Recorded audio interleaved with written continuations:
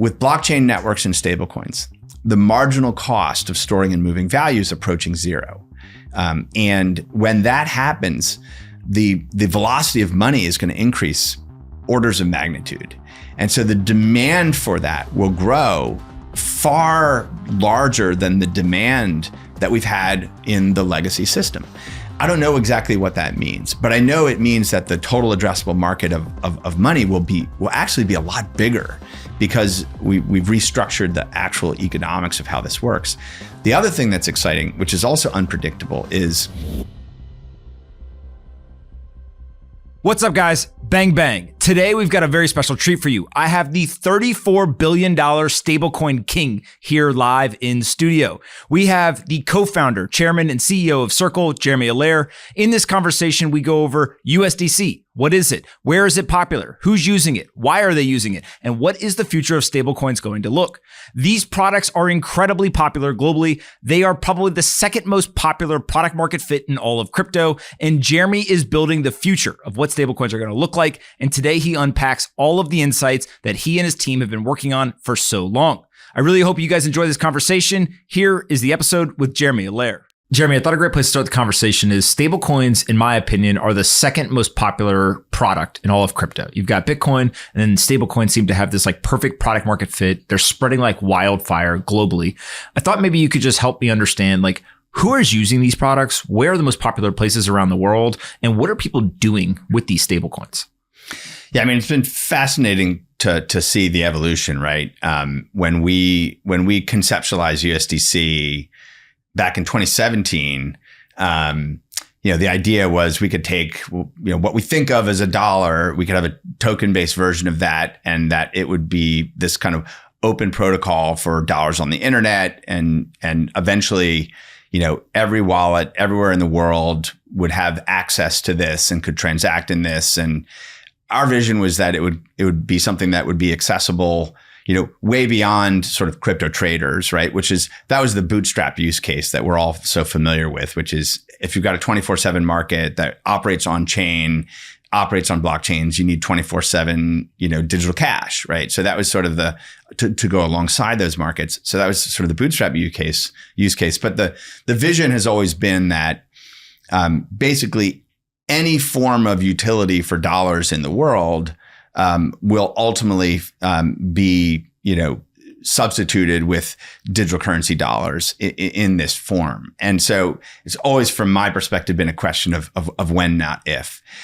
What's been fascinating to watch is over the past few years, so we've been at this for, over 6 years with USDC we've been working on sort of digital fiat on blockchains for about 11 years, but USDC specifically for over 6 years. The last few years, we've just started to see this really interesting shift.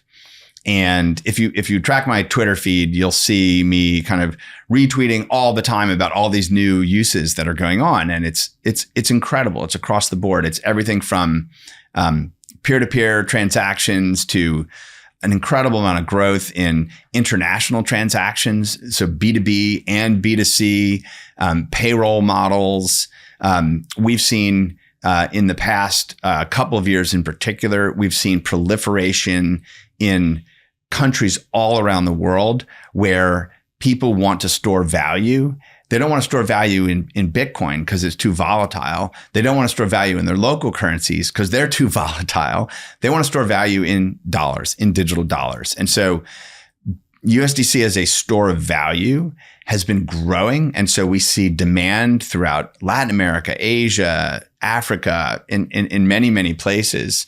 And so that's been fascinating to see. And we're seeing families who are using it in flexible ways. They've got savings versions where they'll take their USDC and they'll apply some of it into like an Aave protocol to get, 5% or 10%, yield. We see, people who are, in many cases, small and medium enterprises. This is one of the areas we're seeing really interesting growth, small and medium enterprises in international markets that are preferring to settle transactions in USDC, certainly compared to their existing system. Imagine you're a buyer of goods in, say, Brazil, and you're buying from a supplier, say in Vietnam or wherever that is, somewhere else. In the traditional financial system, right, you've got to go from one currency into dollars through the correspondent banking system with FX charges, time delays, then come back into another currency that has more fees and often settlement time delays to ultimately settle that. But if you can basically say, hey, I got a wallet, you got a wallet, just send me USDC, it settles instantly. It's like settles faster than a wire. It settles instantly. You're holding digital dollars, which is you prefer to hold on as opposed to, some of these other currencies. And so it has this immense utility. And so what's fascinating to me is, with these kinds of phenomenon, it's oftentimes like the end users and the SMEs that are at the forefront of driving new internet technology adoption.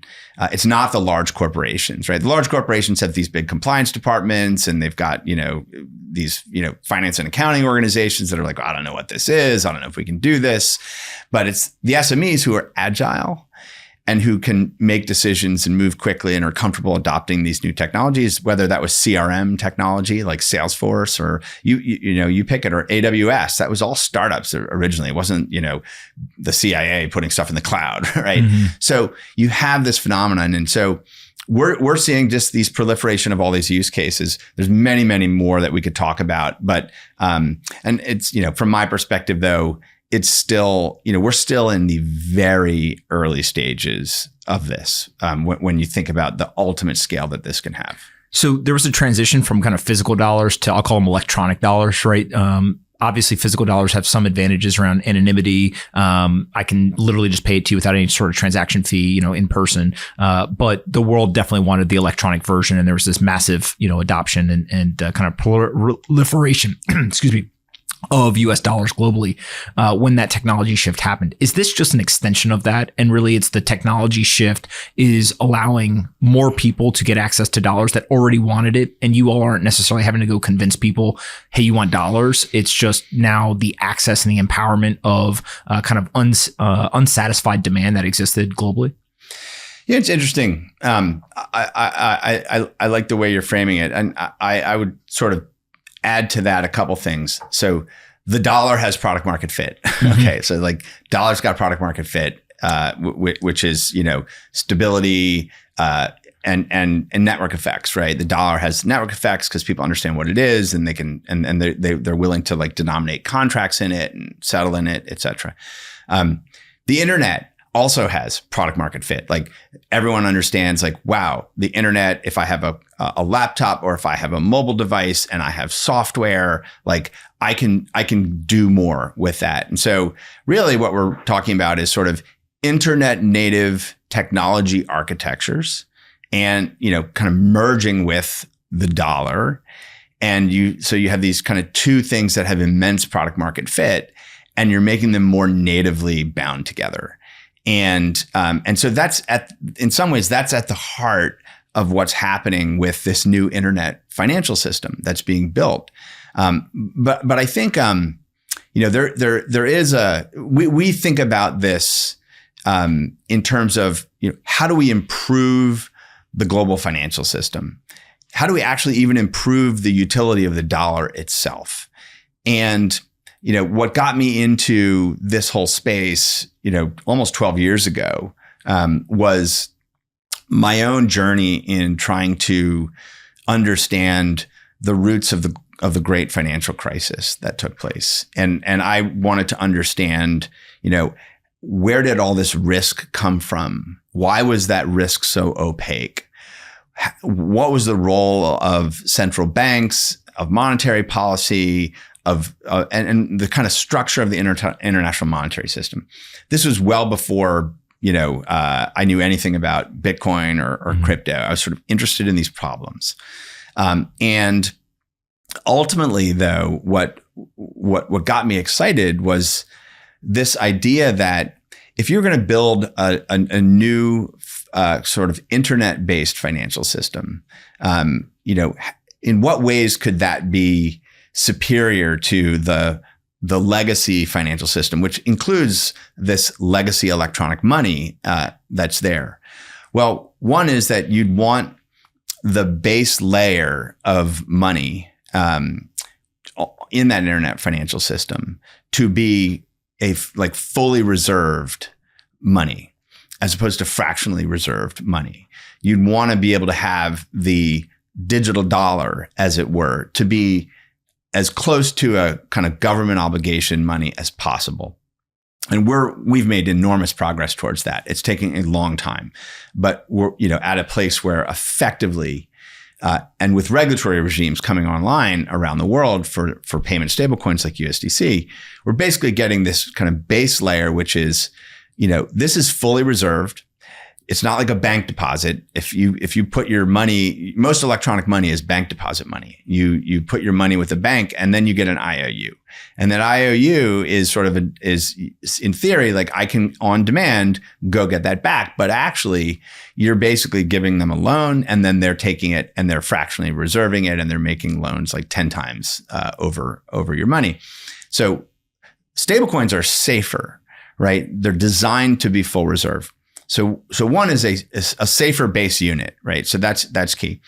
And then the second is compared to existing electronic dollars, if you want to think about that instead of sort of these closed networks that are proprietary and closed networks that are, literally run on kind of proprietary hardware, software, et cetera.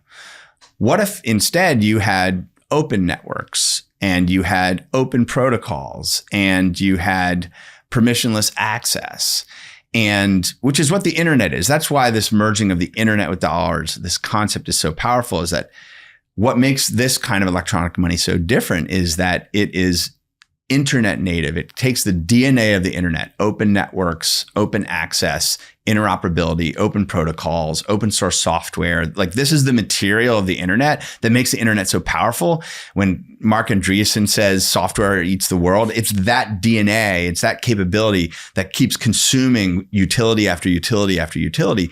And so it's that when you take that and combine it with this sort of very safe full reserve instrument, then you have digital dollars with internet superpowers.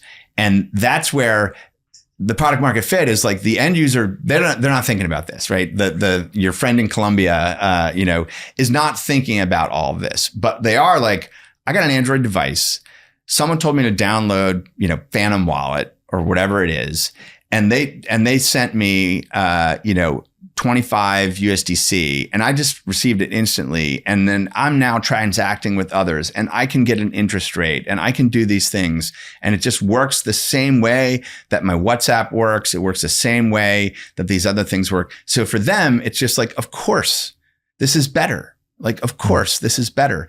And so we're breaking away from closed legacy systems where the risk in those is the opaque bank lending IOU risk, and we're moving to more open, accessible, efficient, and safer monetary units that can move on these networks. So when you have an open network, I think there's kind of a pro and a con, right? There is less regulation perceived because people say, hey, we used to have this closed network that we oversaw, and it was kind of this system that we at any point could stop the movement of money. We could, onboard or offboard different organizations or people, et cetera. So if you are a regulator and you hear open, you may not be as excited initially until you start doing some of the homework. On the other hand, an open network obviously allows anyone to participate with an internet connection. And there's, the person in Colombia that just downloads a wallet is now, kind of hooked up with global financial capabilities like anyone in the United States.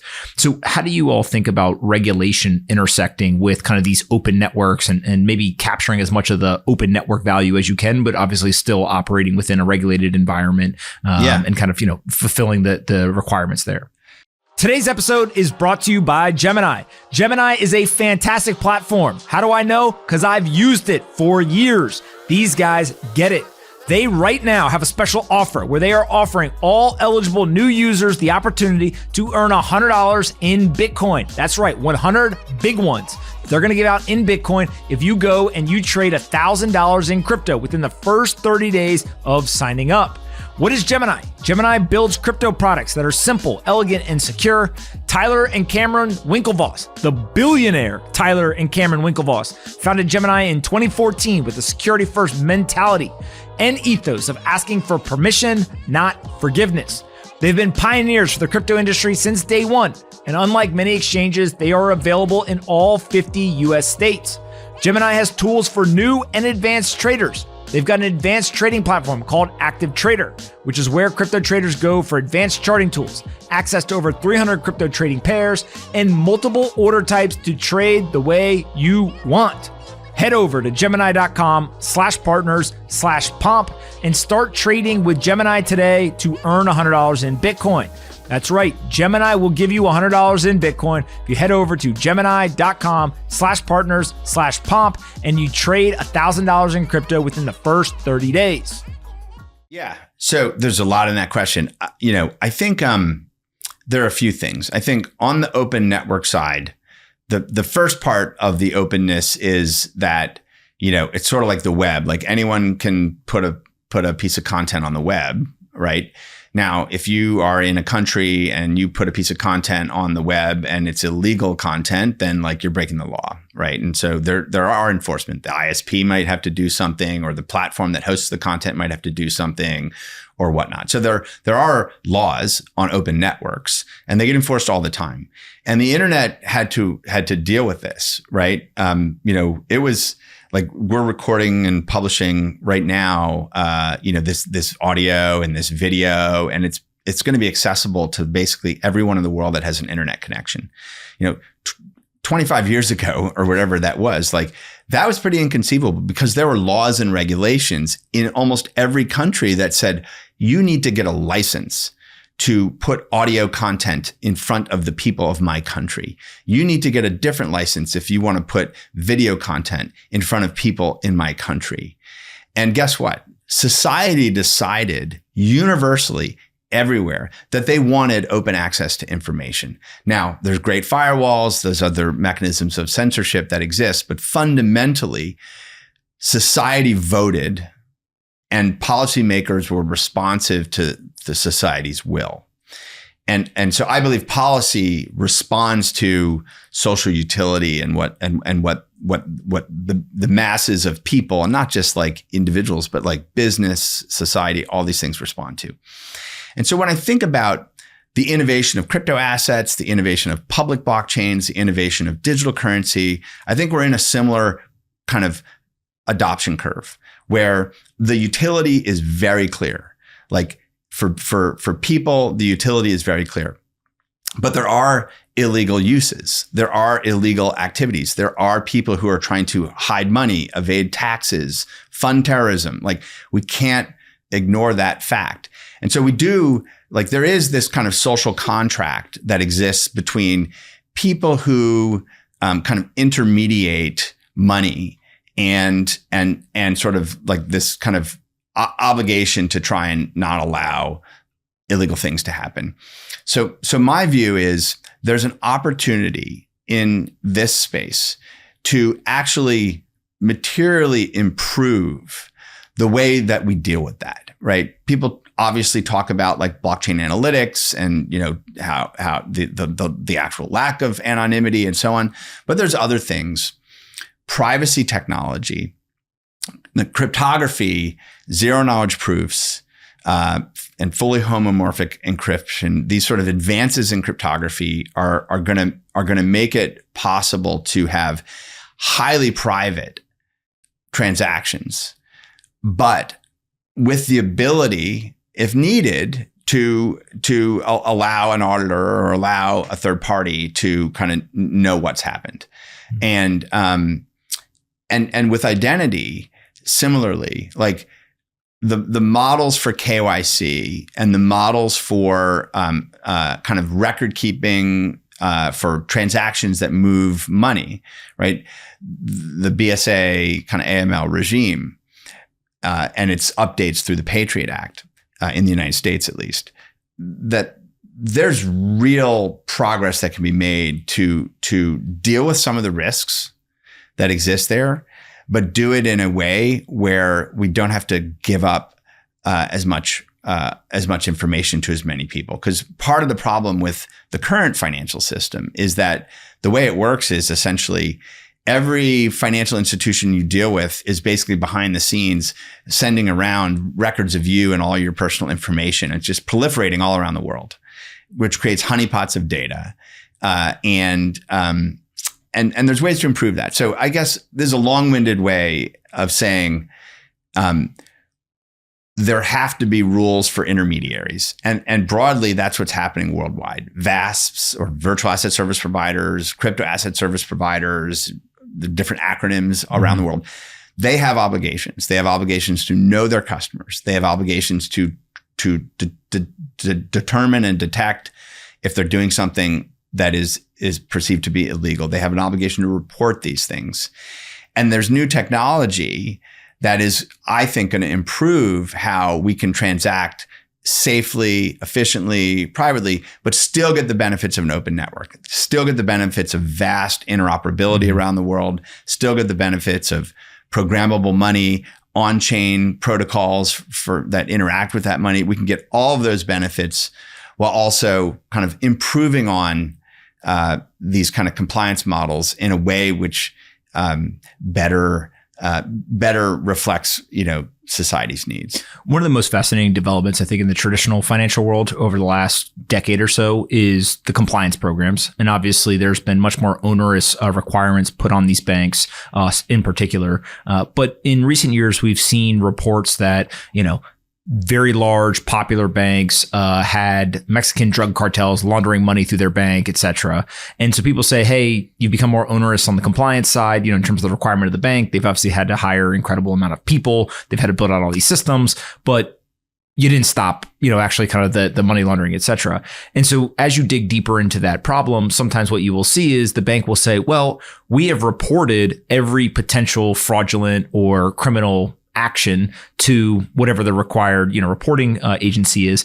It's just there's so many of them that it's impossible for them to go through every single one. And so obviously some are going to kind of fall through the cracks. And I think the critique of maybe the legacy kind of banking compliance programs is they are incentivized to report as many as possible, which makes it very hard to kind of decipher signal from noise. How do you think about when everything is on a blockchain, kind of in the crypto world? I think one of the promises is that everything is available, right? Kind of publicly. And so anyone could audit from anywhere in the world, but also there may be ways to use technology and automation and AI and kind of machine learning to, figure this out maybe in a more optimized way to actually stop bad people from doing bad things rather than just like kind of cover your ass and, hey, we reported 10,000 transactions yesterday. So we're good. Yeah. I mean, there's a lot we could talk about here. I think the systems for kind of analyzing and understanding financial crime in the existing financial system are not very sophisticated. We've heard the data from Interpol and others that 98% of money laundering in the banking system goes undetected. So that's a vast amount. I think the last time I heard the estimate, it was like $2 trillion a year of money laundered through the banking system. So it's clearly not working at that level. I think in a world where more activity moves on chain, where stored value, payments, corporate treasuries, working capital market transactions, where more and more activity moves on chain, we will have vastly better technology for both privacy and compliance. And that's like the holy grail. It's like, how do we actually improve the amount of privacy that we have today, but also make the kind of compliance effectiveness stronger? And this is going to be a major area for policymakers in the coming decade. And there's also a lot of danger. And one of the biggest criticisms of central bank digital currency concepts is like, I don't want the government in my pocket. I don't want the government having like a real-time feed of every single thing that I'm doing, no matter what assurances they give. I think it's really interesting in China, where China has built a central bank digital currency. And China has absolute power. Like they can kind of tell people what to do. They've made this available and they've mandated that different kind of banks and wallet apps have it as available, but no one uses it. And you have to ask, why does no one use it? I think there's two reasons. One is they don't actually trust their government. They don't actually want to transact in a medium that they fully understand is not private, right? The second is private sector innovators are innovating with technology and software so much faster, so much continuously, that there's just no way that technology can keep up. But on this issue, say back here, home base, I think that this kind of nexus of kind of privacy and compliance is going to be a major issue. And I think just like with internet communications, which in the end allowed for a far freer world of information exchange, information publishing, information access, free communications, like we will be towards that end of the spectrum with money. I firmly believe that we will. And I think that society will demand that. They'll say, this is better. This is better for us. It's better for our families. It's better for our businesses. It's better for our capital markets. They will go there. But, and we're going to have to come up with, ways of dealing with kind of financial crimes related issues that also don't create these giant backdoors of government having total observation of everything, because that is a dangerous state of affairs. We don't know who's going to be in charge in any government, anywhere, at any time. You see the incredible range of political strife that's happening in countries around the world. You can have an authoritarian government that pops up that decides, I don't care what the justice system says. I don't care what the laws are on the books. I control the Supreme Court. I'm going to do what I want to do to maintain power. And we have to defend against that. We really have to defend against that. And I believe that this technology can help us defend against that. But we also do need to build systems that make it harder for criminals to act. So it's maybe a lot to ask for. Yeah.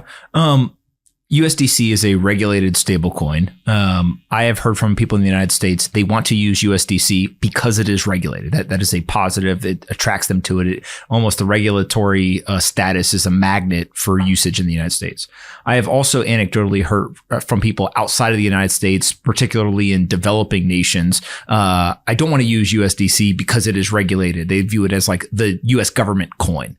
Now, it's always hard to tell because you get kind of anecdotes on both sides. I would say that most people I interact with on a day-to-day basis like the regulation. They think that it's a kind of a competitive advantage and stable. But I got to imagine that those anecdotes, there are people globally that say, hey, we don't want the regulated thing. We want a fully open system that doesn't have kind of the government oversight. Is that subset of the global population just somebody that you say, hey, we're not going to be the product for every user, and so let's go focus on the one who want the regulated stuff? Or do you think that there's a world where you can kind of convince that subset of user base actually that maybe the USDC and the regulatory status are for them as well? I mean, our view is if we want this technology to be used broadly in society, if we want households to depend on it for their savings, if we want businesses to make it a primary way that they hold working capital and transact, if we want capital markets, which consume the most utility of money today, to use it in investments and lending and trading and the like, if we want all those things to happen, you've got hundreds of trillions of dollars of activity that happens in the existing financial system. Within that existing financial system, with that hundreds of trillions of activity, the 100 trillion of legal electronic money that's out there, the multiple hundreds of trillions in debt and equity capital markets transactions, and on and on. Within those hundreds of trillions, all of that is done with legal electronic money. Okay.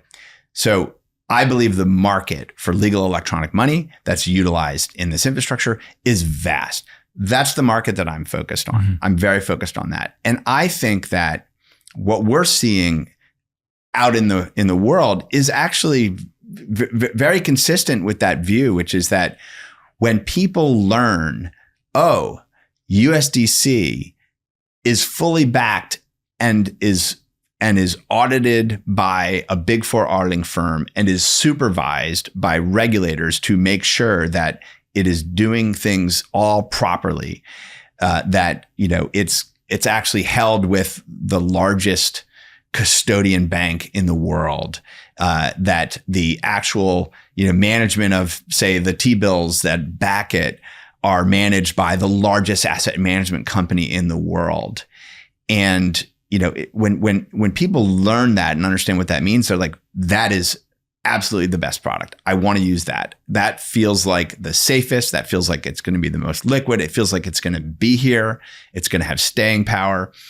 And so everywhere you see a mainstream payments company, Visa, Stripe, MasterCard, WorldPay, or a mainstream TradFi player like BlackRock, Franklin Templeton, these other players, the one stablecoin that they're using is USDC. And in these emerging markets, like, I cannot tell you how many hundreds, if not thousands, of startups that are working with USDC to build products and services in every country of Africa, every country in Latin America, every country in Southeast Asia, because there's so much demand for wanting to use a technology like this. So I think that that's important. That's always been our view. And I think that if you look at the existing market, the hundreds of trillions of dollars of value that move in the existing system that uses legal electronic money, I think we can grow. We have a lot of room to grow there. There may be other markets that we can't serve, and that very well may be the case. And that's okay, because the mainstream market is very large.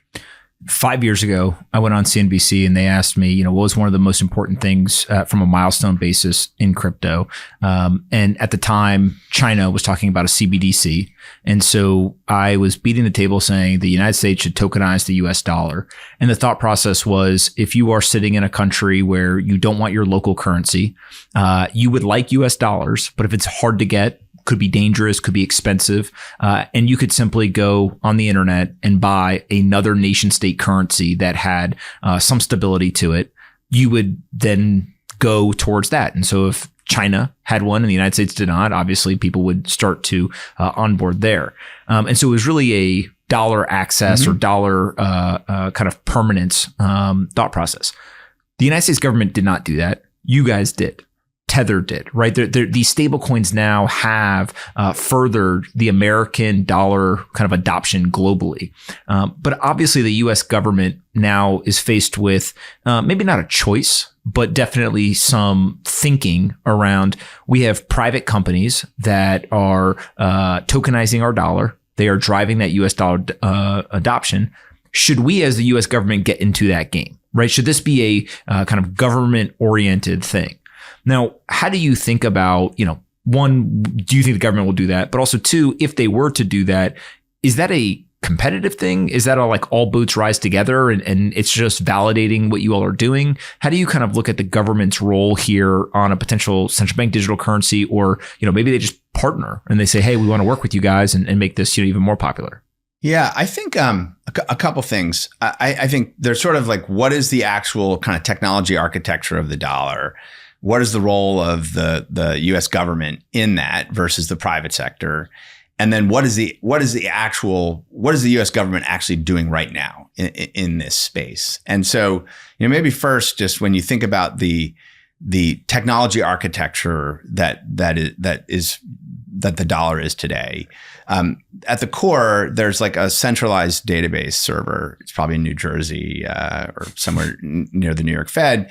And it's like an Oracle database, and it has records of like the assets that are reserve assets for banks. But basically, that electronic database is sort of the record of the dollar, right? And so most of the dollars, though, that we interact with, we're not actually logging into that database. Like, you and I don't have access to that. But there are basically banks who have Fed master accounts. So those banks have access through APIs, have access through like FTP servers that pass around text files. It's super exciting. Basically have the ability to kind of, access that. But what actually they're doing is they maintain their own separate databases. So they run their own, probably Oracle databases, and those Oracle databases, they're actually able to create money. So, they have, say, $100 from you, they actually create $1,000. Like they make new records themselves. So the vast majority, 95% of the electronic money in circulation is privately intermediated, privately issued, and most of it's debt money. It's issued in that way.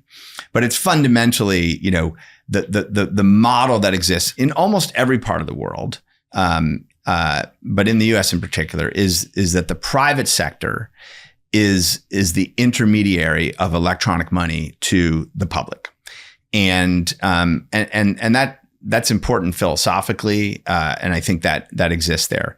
Now, on top of those databases that are run inside those banks, then you have a whole bunch of other technologies, like you have interbank ledger systems, you have credit card networks, you have different ways to tokenize money in the form of what we think of as tokenized money, like your token that represents your Apple Pay credential, your card credential. So you have these kind of layers.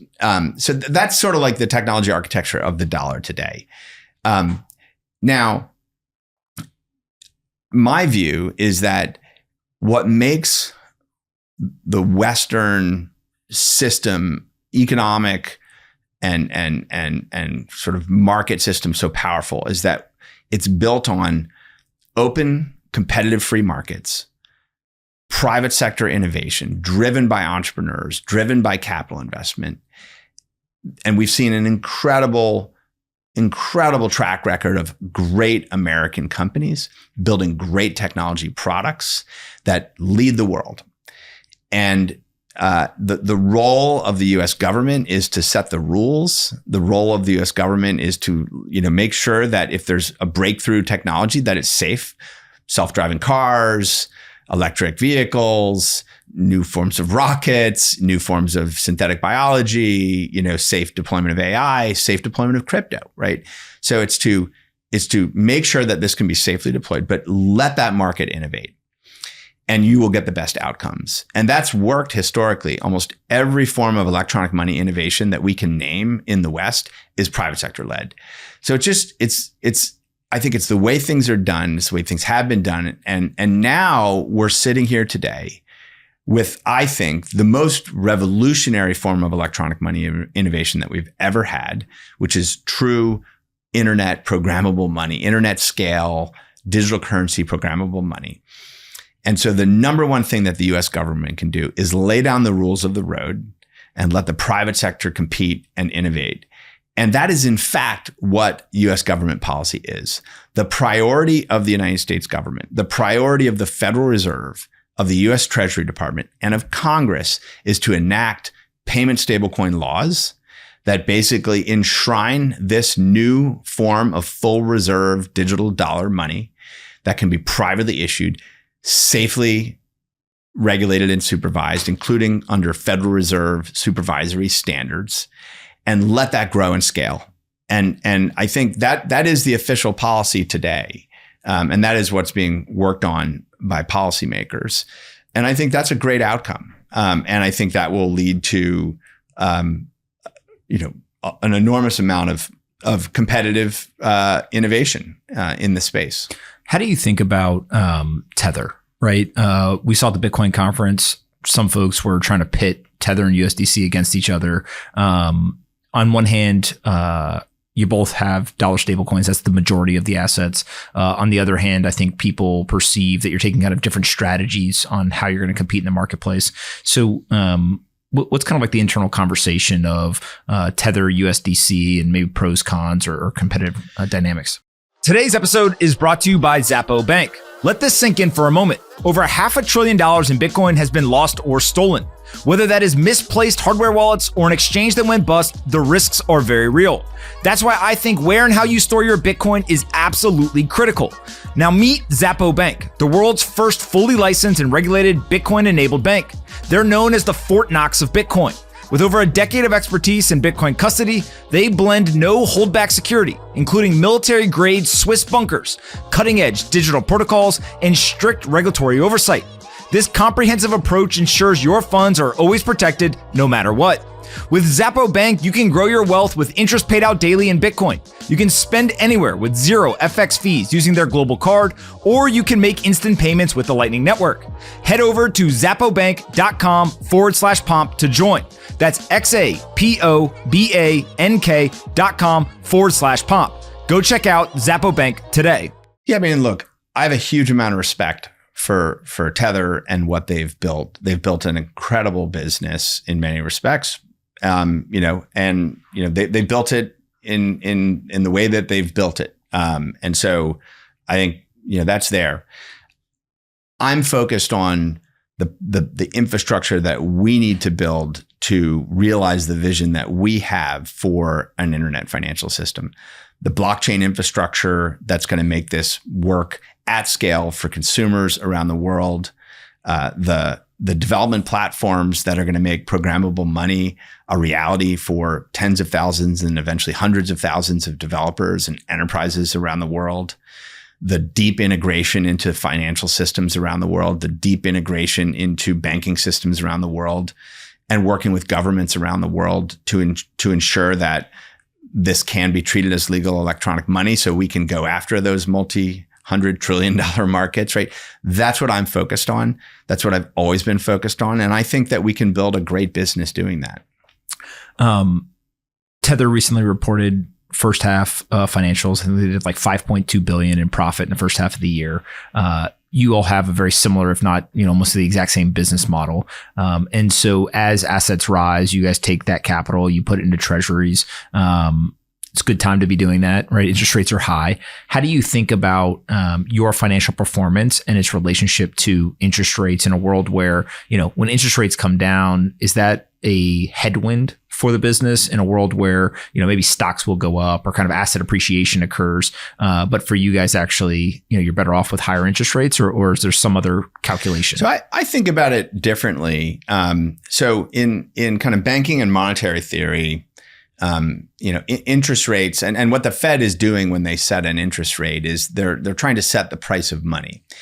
And effectively, if they want to slow down economic activity, they kind of increase that interest rate. So they're increasing the price of money. That naturally will slow down economic activity. And so for people who happen to just have cash that they're not doing something with, that gives them some economic benefit over time. But when interest rates are reduced or they come down, maybe down to 0 or maybe down to 3% or whatever that is, as interest rates come down, what the goal is to stimulate economic activity. And there's a measure of that. There's kind of what central bankers talk about as money multipliers, which is the velocity of money. And so in a lower interest rate environment, there's higher money velocity, which means that there's more capital being put to work, that money that's quote unquote on the sidelines is put to use. It's invested. It's invested in assets that people hope will rise in value, in companies that will produce more profits, in all this kind of thing. And so stablecoin money like USDC is, I believe, some of the highest velocity money that exists in the world. It has some of the highest utility of any money that exists in the world. And as it becomes legal electronic money in most parts of the world, its ability to be used in the real economy will expand very significantly. And so my own view is that as interest rates decline, the demand for stablecoins is going to surge. And that we're going to see incredible growth in both the amount of stablecoins in circulation, the velocity and turnover of the use of those stablecoins, and their utility in society as a whole. So to me, that's extremely positive. So I'm of the view I'd really like to see interest rates come down. I think that they're too high. And if you talk to bankers in the traditional sense, they also feel the same way. High interest rates means that fewer people are borrowing.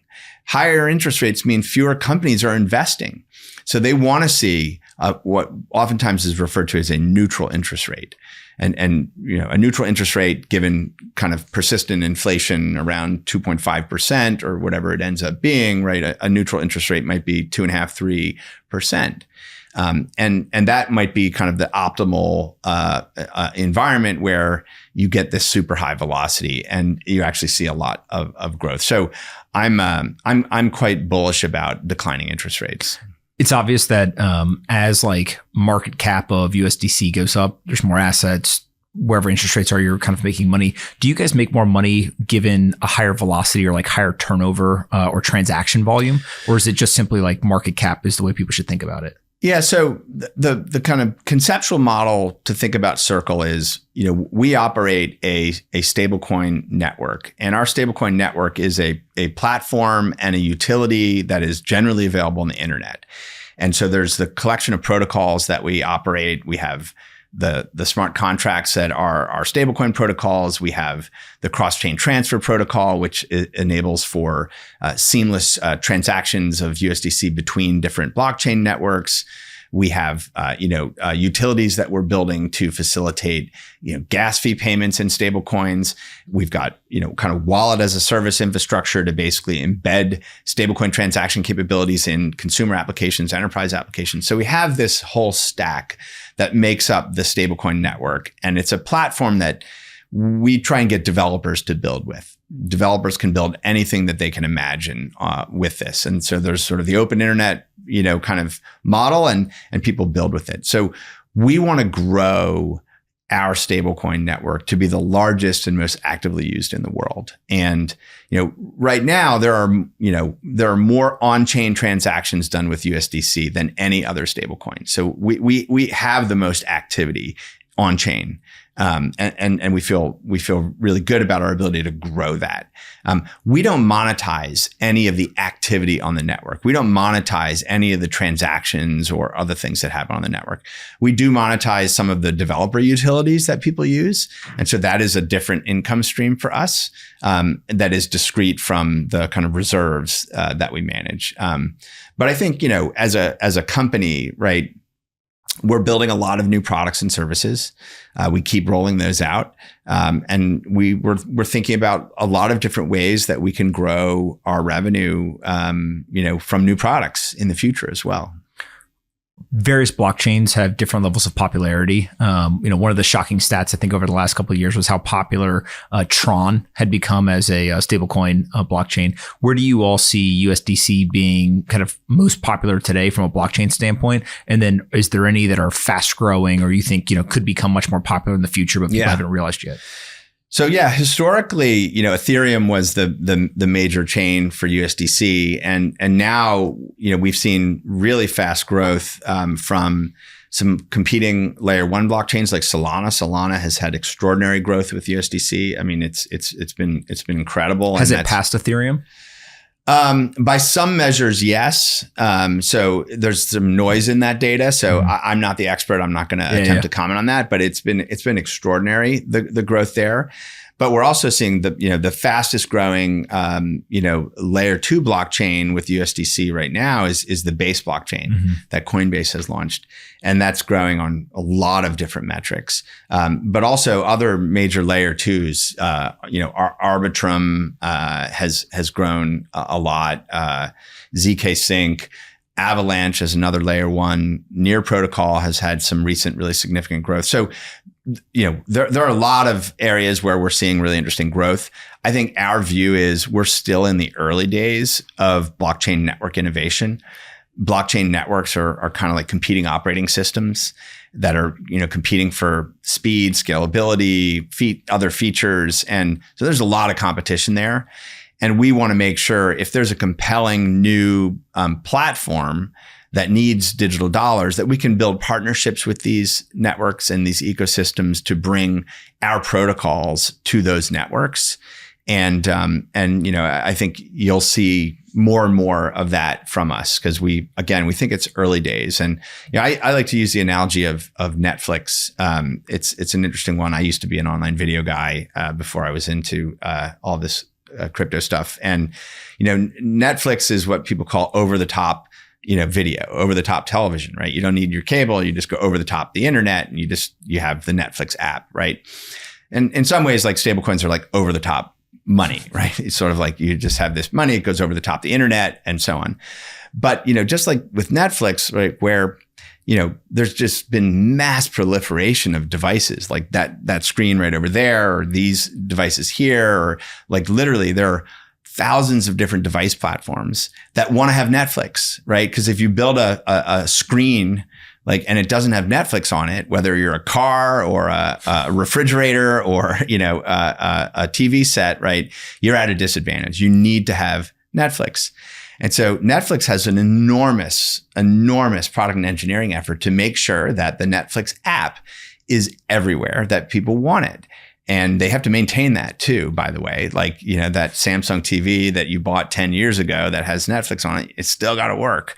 And so we're building the capacity to make sure that USDC, EURC, CCTP, these protocols that make our stablecoin network work, that we can bring them to all these platforms. We can make sure that we've got that kind of cross-platform reach, and that no matter where users show up to interact with an app or transact, that we're there. And so we have a fairly significant commitment to continuing to build in this space. And while there will be, larger winners in the blockchain space, there'll be, network effects and other things. We think that innovation is not slowing down. And certainly in a world where, the entire user base of the internet is on chain, and using a wide array of different on-chain applications, not just financial, but in gaming and social and identity and all these other areas, right? The blockchain infrastructure of today is not going to be the blockchain infrastructure of tomorrow. What about geography? So there's certain countries where you're seeing, kind of very impressive growth, or maybe geographies that we wouldn't think of, but they have become very big users of these stablecoins. Yeah, I mean, it's amazing. So the significant majority of USDC adoption is outside the US. It's, I think, greater than 70% is outside the US. We see, strong growth in emerging markets all around the world. There's also fairly strong growth in developed markets in Asia as well. So it's a mixture of developed and emerging markets, but we absolutely we're seeing really interesting growth happening in emerging markets in particular. Yeah. Now, my last question for you, I think, is kind of about the long-term vision and kind of how big, this all is. On Twitter, you retweet lots of stuff of kind of what people are using this for. I have seen everything from kind of traditional payments and kind of adoption to, on-chain insurance, where this is, the kind of, currency of choice. How do you think about, if you sit down and you say 10, 20 years from now, this is what it's going to look like what is that world? Yeah. So I think we're in the super early days. And so, which is exciting because it's already kind of big, right? But it's exciting. It's super early days. And I think about this in a couple ways. I think the first is you have currently a total addressable market of about $100 trillion of legal electronic money. Most of that is bank intermediated electronic money. And so I do believe that stablecoin money, this full reserve kind of stablecoin money that has internet scale utility, programmability, will take a larger and larger share of that over time. I have to use sort of the growth of other internet utilities as a proxy to think about the growth that could happen here. So it took, 20 years for online video to reach even 15% of video viewing hours. 85% is still terrestrial broadcast, cable, satellite, right? It took 30 years for e-commerce to reach something like 25% of retail sales, right? So it takes a long time. But if in 10 years, 5% of the global market of electronic money was stablecoin money, that would be extraordinary, right? And that seems very achievable. I think the unpredictable part and the exciting part is is twofold. One is that in all these other areas where internet utilities, software-powered internet utilities kind of took hold, oftentimes they kind of reduced the marginal cost of, say, storing and moving information or communications or publishing media. They kind of brought the marginal cost to zero. And as the marginal cost of storing and moving information moved to zero, the net world output of information and communications and media like million-x'd. It exploded. And so I believe the same principle is going to apply here. With blockchain networks and stablecoins, the marginal cost of storing and moving value is approaching zero. And when that happens, the velocity of money is going to increase orders of magnitude. And so the demand for that will grow far larger than the demand that we've had in the legacy system. I don't know exactly what that means, but I know it means that the total addressable market of money will actually be a lot bigger because we've restructured the actual economics of how this works. The other thing that's exciting, which is also unpredictable, is we've never had programmable money. We've never had programmable, composable protocols of money. We've never had something like that. And it's kind of like if you think back to when the iPhone came out and the first smartphone came out, like the first smartphone that people could build on. No one actually knew what you were going to be able to do with that. There are all these ideas about mobile this, mobile that, and you could kind of conceptualize them. But then once you actually had a surface and 3G bandwidth and these kind of hardware capabilities, like entrepreneurs, developers came in and invented millions and millions of applications that have changed the world. So many of these have changed the world and opened up possibilities that we never knew were there. Programmable money is the same, right? When entrepreneurs and developers get their hands on programmable, composable money on the internet, they're going to build things with that create utility for money that have never existed before. We can't think of them right now. That's exciting. And so it's that kind of velocity of use, and then it's the kind of hyper utility that we can't even see yet. That's so exciting. And so from my perspective, that's what we want to be part of for over the next 5, 10, 15 years, is just fostering that and growing that and hopefully, building something that is really valuable for society. I think you guys have a great head start. So I'm cheering for you and hope that you guys are even more successful than you think you will be. So thanks so much for doing this. We'll do it again in the future. Thank you, Pomp.